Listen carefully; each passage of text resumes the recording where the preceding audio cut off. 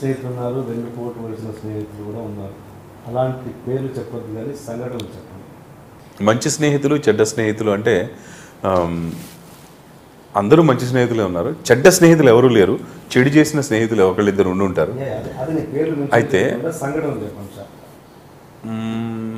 చెడు చేయడం అంటే ఇప్పుడు నా ద్వారా పైకి వచ్చి నాకే వెన్నుపోటు పొడిచిన వాళ్ళు చాలామంది ఉన్నారు.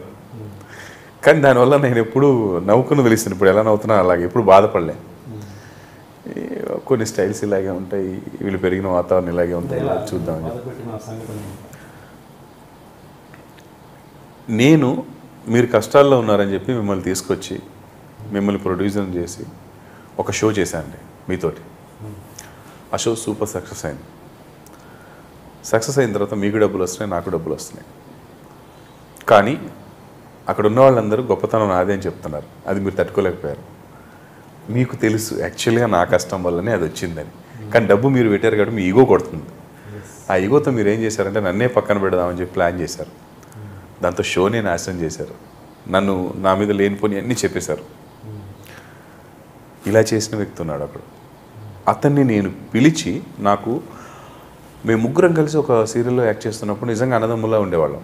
అందులో మూడో వ్యక్తి నాకు కలిసి అతను ఎలా ఉన్నాడు అని అడిగినప్పుడు కష్టాల్లో ఉన్నాడు రా పాపం, అక్కడెక్కడో ఉంటున్నాడు, ఇక్కడెక్కడో ఉంటున్నాడు, తింటున్నాడు అని చెప్పాడు. ఏం చేద్దామని నెంబర్ తీసుకొని ఫోన్ చేసి ఏంటంటే ఇలా నువ్వేమన్నా చేస్తావా, నాకు డబ్బు పెట్టేవాళ్ళు ఉన్నారు నా దగ్గర. ప్రత్యేకంగా టైం తీసుకొని కాన్సెప్ట్ రాసి ఒక పెద్ద ఛానల్కి వెళ్ళి ప్రొడ్యూస్ చేస్తారండి, నేను చేస్తానని చెప్పి తీసుకొని చేస్తే సక్సెస్. కానీ ఒక 10-15 ఎపిసోడ్లు అవ్వగానే నీ క్యారెక్టర్ బయటకు వచ్చేస్తుంది. సో అలాంటి వ్యక్తులు ఉన్నారు. అలా జరిగింది. దాన్ని కూడా నవ్వుతూ అలా తీసేసుకున్నాను. ఫినిష్ చేసేసి దూరం పెట్టేశాం. ఇప్పటికీ వాళ్ళు బాగుండాలనే కోరుకుంటాం. ఎందుకంటే అది అతను తప్పు కాదు, ఆ టైం అట్లాంటిది అంతే కదా. అతనికి అలా చేయాలనిపించిందంటే వచ్చింది, ఎందుకు వచ్చింది తెలియదు. అలాగే ఈటీవీలో నేను పనిచేస్తున్నప్పుడు ప్రతి వాళ్ళు కూడా నన్ను అన్న అని చాలా దగ్గర చేసేవాళ్ళు. కొంతమంది ఒరిజినల్గా ప్రేమ చూపించేవాళ్ళు, వాళ్ళు ఏమీ ఆశించకుండా పనిచేసేవాళ్ళు. కొంతమంది నాకు తెలుసు వాడు స్వప్రయోజనం కోసం నాకు ఇలా అది కూడా నాకు తెలుసు. దాన్ని కూడా నేను కనిపెట్టేసి కూడా నేను హెల్ప్ చేశాను అందరూ. ఎప్పుడైతే అక్కడి నుంచి బయటపడ్డామో ఒక్కళ్ళిద్దరే నాకు కనీసం నాతో మాట్లాడడానికి ట్రై చేశారు. మిగతా వాళ్ళు భయపడ్డారు, నాతో మాట్లాడితే వాళ్ళ లైఫ్ పోతుందేమో అని. వాళ్ళందరినీ కూడా నేను గమనించాను. నేను కూడా అదే కోరుకుని వీళ్ళు నాతో మాట్లాడొద్దు, నాతో మాట్లాడితే వీళ్ళకి లైఫ్ పాపం ప్రాబ్లం వస్తుంది, నాకేం పర్లేదని చెప్పి అలా వచ్చిన వాళ్ళు ఉన్నారు. ఇండస్ట్రీలో ఈటీవీకి నేను వెళ్ళక ముందు బయట ప్రొడ్యూసర్ అనేవాడు అక్కడికి వచ్చి బతకడం అనేది ఇంపాసిబుల్ అని ఒక పెద్ద నానుడి. ఎందుకంటే అది ఒక అపోహనే. ఆయన అన్నీ ఏలు పెడతారు, ఆయనే వేసుకుంటారు. పాప ఆయన ఎప్పుడు అలా చేయరు. నిజంగా ఫ్లాప్ చేసిన వాళ్ళు అక్కడికి వెళ్ళి బయట నుంచి ప్రొడ్యూసరు ఫ్లాప్ చేసి వాళ్ళు సరిగా చేయకుండా ఇది వాళ్ళు పుట్టించి వెళ్ళిపోయారనమాట. ఇప్పుడు చాలా మనిషికి ఉన్న ఒక ఈజీ క్వాలిటీ ఏంటంటే మనం ఫెయిల్యూర్ అయినా కూడా వాడు నన్ను నెట్టేసి వెళ్ళిపోయాడు, నేను పడిపోయాను, లేదా నాకు ఇక్కడ ముళ్ళు గుచ్చుకుంది, లేదా ఇట్లా చెప్తారు కామన్గా. అలా చెప్పిన దాంట్లో వచ్చిందే. నేను అప్పుడు బయట ప్రొడ్యూసర్స్ని ఆహ్వానిస్తున్నప్పుడు స్వప్నదత్ గారు వచ్చారు, అశ్వంత్ గారు. వాళ్ళకి ప్రొడక్షన్ ఇచ్చాను, బాగా చేశారు, సూపర్ డూపర్ హిట్ చేశారు.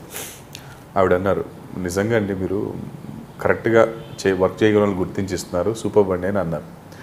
అక్కడి నుంచి నేను బయటికి రావడం తర్వాత అక్కడ ఏదో కారణాల వల్ల ఆవిడ గుర్తు పెట్టుకొని మరి నాకు మళ్ళీ సార్ నేను మీకు ఎలా హెల్ప్ చేయగలను, మన ఛానల్లో ప్రోగ్రామ్ చేస్తున్నాము, మిమ్మల్ని అడగకూడదు కానీ మీరు క్యాప్టెన్గా ఉండి డ్యాన్స్ చేసేస్తారా డ్యాన్స్ పోటీల్లో?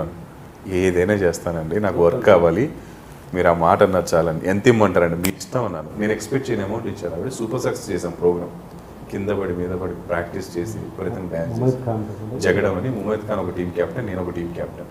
ఎంతో కష్టపడ్డామండి. అంటే కాన్సెప్ట్ నేనే క్రియేట్ చేసేవాడిని కొత్తగా చేయడానికి. ఆ నలుగురిలో ఒకళ్ళిద్దరికి నేనంటే ముందు నుంచి పరిచయం లేదు. ఇంద్రనీల్ అనే వ్యక్తికి అసలు ఆ మొగల్ దగ్గర హీరో నాకు అసలు పరిచయం లేదు. నేనంటే అతనికి బ్యాడ్ అభిప్రాయం ఉందో ఏమో తెలియదు. కానీ ఆ షోలో కలిసిన తర్వాత నా డామినేషన్ ఫస్ట్ ఒక 2 షెడ్యూల్స్కి అతను నచ్చలే. 2-3 షెడ్యూల్స్ తర్వాత నేను చేస్తుంది వర్క్ కోసం అనేది దానికి కూడా అర్థమైపోయి మిగతా వాళ్ళకంటే క్లోజ్ ఫ్రెండ్ అయిపోయాడు అతను. సో అలా షో కూడా సక్సెస్ఫుల్ అయింది. ఇలా ఇండస్ట్రీలో చాలా 20 సంవత్సరాలు ఇండస్ట్రీలో ప్రతిరోజు పనిచేస్తున్నప్పుడు అంతా మంచి జరగాలని కోరుకోవడం మూర్ఖత్వం. ఎంతో చెడు జరుగుతుంది. మనం కూడా ఎవరికైనా చెడు చేసుకుంటాం తెలియకుండా. తెలిసి మాత్రం ఇప్పటివరకు చేయలేదు, చెయ్యను కూడా. నేను తెలిసి నేను ఒక తప్పు చేశానంటే నా వైఫ్ విషయం, ఇంకెవ్వరికి చేయలేదు ఇప్పటివరకు. మీకు ఈటీవీ సుమన్ గారికి మధ్య ఉన్న సంబంధం ఎలాంటిది?